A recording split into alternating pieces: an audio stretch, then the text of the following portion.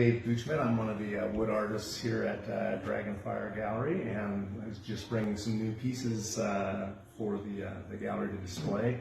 And I've been working with wood for, 30, 40 years, and really enjoy the medium. And that is what draws me to it the most. The surprise you get inside of the different pieces that you come across.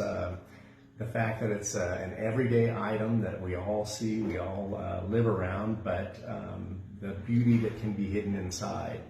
All of my work is pretty much from woods that are salvaged, trees that come down in storms, maybe pieces that are removed when people are developing.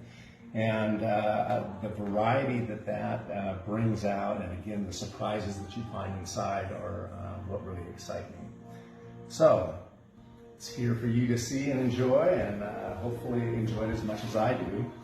I've been moving on a little bit of different tangent recently. I've been trying to branch out into some sculptural work, and there is a show here at DragonFire that's going to be, I think it's called the Spring Unveiling, May 3rd if I remember correctly.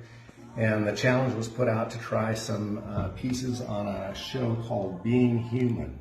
And it's been kind of an exciting process for me to branch out, and I hope that it's well received.